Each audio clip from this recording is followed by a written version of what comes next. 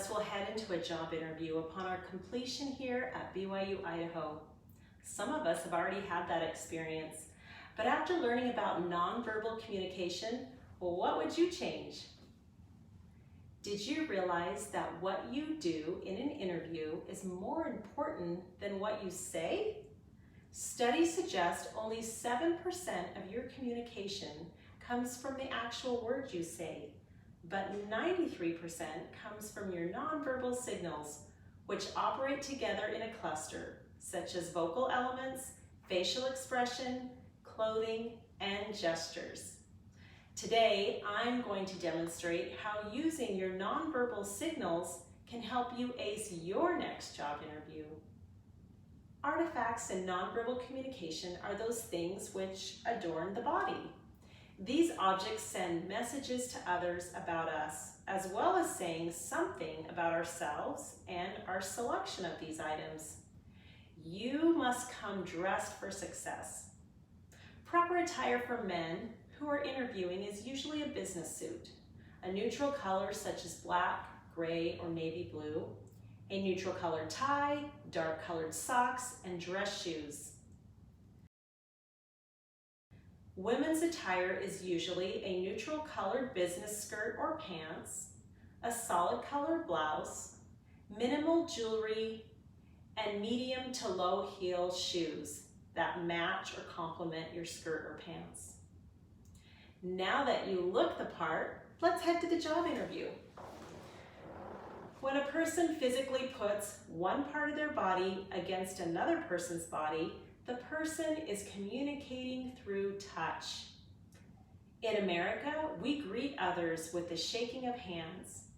When meeting someone in a job interview, it is acceptable to shake hands when arriving. Your handshake should be firm.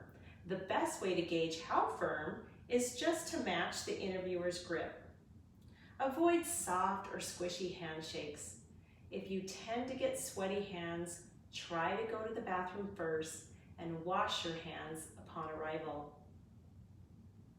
Now let's talk about your body posture. You want to look confident and open to the questioning. Don't fold your arms or slouch in your seat, or this will give off the impression that you're bored or closed off. I personally love to cross my legs when I sit down, but again, that gives the impression of being closed off. Instead, open up your body and engage slightly forward at the waist. If your feet are wiggling back and forth, that also sends a message that you're nervous or anxious. You can place your hands on your lap or gently place them on top of one another. But try to avoid clasping them together, as this might come across that you're self-soothing and therefore anxious. Also, try to avoid fidgeting with your hair or your clothes. Now let's talk about maintaining eye contact. This is another nonverbal indicator that you're engaged, confident, and not afraid to answer the questions. In a panel interview, make sure to glance at everyone, but focus on the person asking the question. Now, something we all forget to do when we're nervous is smile. When we smile, we're showing off our true personality. However, don't smile too much or it can come across a little flirty or unprofessional.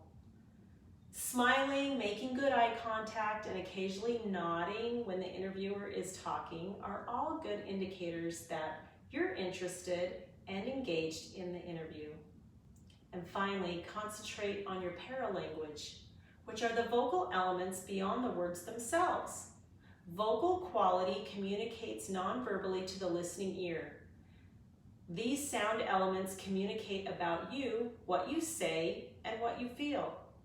For instance, take a pause before answering the questions. Also, slow your breathing down. If you talk too fast, it emphasizes your nervousness. The volume or how loudly you talk should also portray confidence. Make sure that they can hear you, but that you're not speaking too loudly. By using these nonverbal cues at your next job interview, you can be confident that you're giving off the right impression without even opening your mouth. Now what you say is on you. Good luck.